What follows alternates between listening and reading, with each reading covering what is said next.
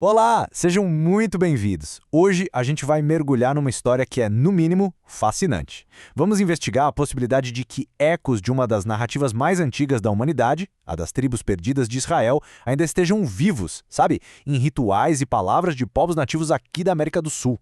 Então, bora seguir essas pistas e ver onde essa jornada nos leva. A nossa investigação toda parte exatamente desta pergunta. É uma pergunta que abre muitas portas, né? A gente vai seguir as pistas que foram deixadas para trás em línguas, em rituais, em profecias, numa viagem que literalmente cruza oceanos e milênios. E o ponto central é este aqui. O que a gente vai ver não são só coincidências soltas, sabe? Uma coisinha aqui e outra ali. Pelo contrário, são casos documentados que, quando a gente coloca lado a lado com as práticas dos antigos israelitas, sugere uma conexão histórica muito, mas muito profunda. Nossa primeira parada, ecos de um povo perdido.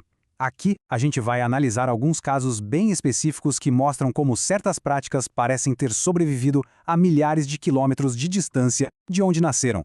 E vamos começar pela linguagem, porque a língua ela funciona como uma espécie de registro fóssil, né? Ela preserva a memória de um povo bem ali nas suas raízes, nas suas estruturas. Para começar, vamos conhecer o povo Kom. Eles vivem na região do Gran Chaco e o nome que eles dão a si mesmos, Kom, quer dizer simplesmente o povo ou nós os humanos. Parece uma autodesignação bem comum, certo? Bom, talvez não seja tão simples assim. Agora, olha que interessante essa conexão com a raiz hebraica QM. No hebraico bíblico, QM é um comando, é um imperativo, levanta-se. É um chamado para a ação, muito usado em contextos de aliança, de profecia, como lá em Isaías, levanta-te, resplandece. Pensa só, se o nome Kom vem de QM, então o nome desse povo não é só uma descrição, é um mandato profético que ficou fossilizado na língua deles, como um lembrete para se reerguerem como um povo da aliança. Incrível, né? Saindo do Chaco e subindo para os Andes, a gente encontra a língua Aymara. Um linguista boliviano do século XIX, Emeterio Villamil de Rada, que falava Aymara desde criança e várias outras línguas, documentou uns paralelos que são de cair o queixo. Olha essa tabela. Ada-an para o primeiro homem, soa familiar, Adam, claro. Jawa para a primeira mulher, ecoando Avá ou Eva. Malco para autoridade, que lembra muito Melek, rei em hebraico. E Alaya para subir, que é quase igual ao hebraico Alá. E a semelhança não para no vocabulário, ela vai mais fundo, chega na própria estrutura da língua, no DNA dela. Tanto o hebraico quanto o Aymara pensam o tempo de um jeito diferente do nosso, focando se uma ação foi completada ou não. E o mais maluco, nas duas culturas, o passado, aquilo que a gente já viu e conhece, fica à nossa frente, e o futuro, o desconhecido, fica atrás das nossas costas. É uma forma de pensar completamente diferente, mas que por algum motivo é compartilhada por essas duas culturas tão distantes.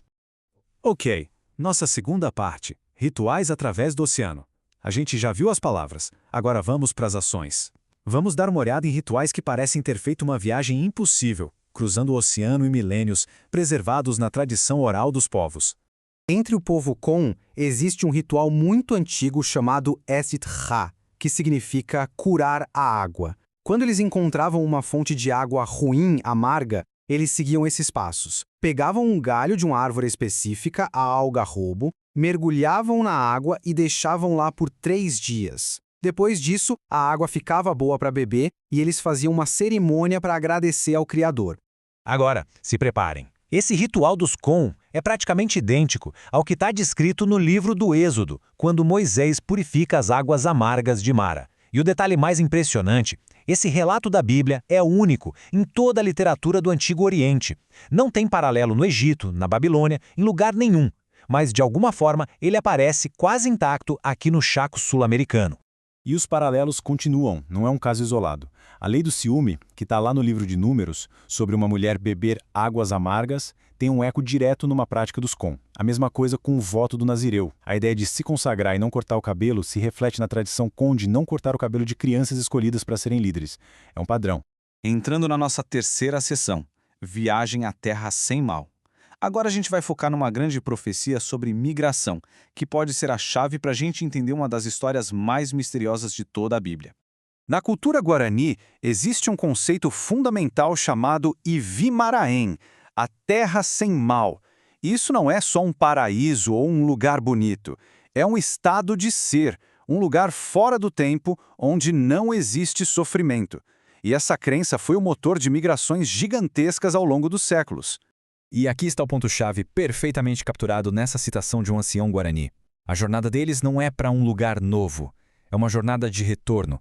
Eles caminham para o leste, na direção do sol nascente, porque estão buscando o lugar de onde seus ancestrais vieram.